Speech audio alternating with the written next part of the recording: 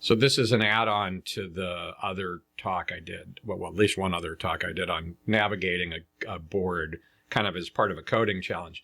And this particular coding challenge, this was built on top of the other one. And basically all the pieces aren't pass-throughs. The one I talked about before, I didn't really talk about how we turned corners or anything. And so for this definition, there were actually, 5 square types. I think there were 4, but we could have 5. And basically, they told you when you entered a square at a given angle, how you would leave the square, whether you left in one direction or you could go in 2, because 2 of the pieces were actually splitters. So if you entered against the splitter, you ended up leaving at right angles from you entered. And so the approach ended up being defining for each of these playing pieces. There's 4 sides, which means you have 4 entry vectors, which means you can enter at a delta of plus or minus 1 and 0 from that. So if you're coming in from the side, the row delta is 0 and the column delta could be plus or minus 1.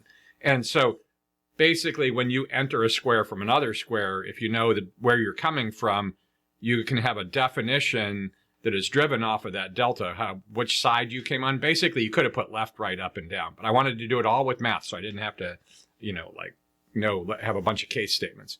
And so you basically create a definition, and the key to the definition, there's 4 definitions for every square, 1 for each side. And that definition, the key part of the definition is the angle you come in on, and the value part of that definition is the list of exits.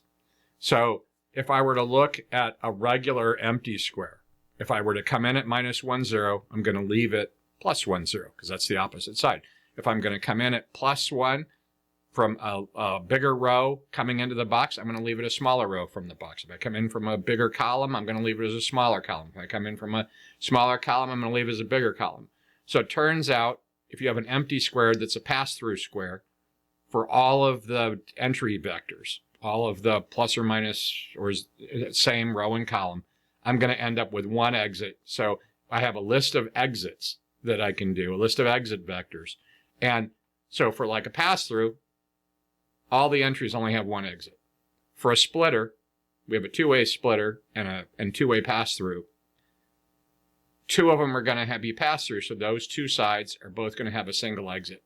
But the splitter's going to have, for an inbound side, is going to have 2 exits at right angles to that. So if you're at a splitter like this, and you're going to come in here and it's going to split, right? When you come in on the same row with a column delta of minus 1, right? So you're coming in from a lower column. That's actually going to put you up a row and down a row. You're going to basically come in at an angle, do a right turn, and make that turn. And then so some of the other pieces were bends, not splitters, but they were single. They were right angle bends. But you could actually enter that thing on all 4 sides, and all 4 sides when you enter, look at the ones that are diagonal. When you enter in one of those, you end up exiting on a different side with a different vector. So you come in at a vector, it's a 90-degree bend, and you leave it a different vector. So basically what I defined for each of those pieces was what the entry side would be and what the exit sides would be as vectors. And basically you're like, oh, I'm sitting here, I'm coming in from this side. Which vector am I entering on? Which row or column differential am I entering on? Let me look at the list of exits. I know my current row and column position, and I know the exit angles. And so I add the exit amounts to the current row and column position. That gives me my next square. I take that square, I post it to the action item. I walk away from it and don't think about it. I never have to actually trace, hey, how am I wandering through this? No, we only do 1 square at a time. We look at all the entry into that square. We have a definition for what the exits look like for any entry angle. We calculate what the exits are. We post those exits to the action item. We come by later and pick up and process those action items, and that lets us move around being driven by the pieces. The only other piece on here, if there's no exit, then all of the entries would have empty lists of exits, and so when you tried to get in one of those, we would actually reject that one, right? So that would be like a little special handling. But that's it.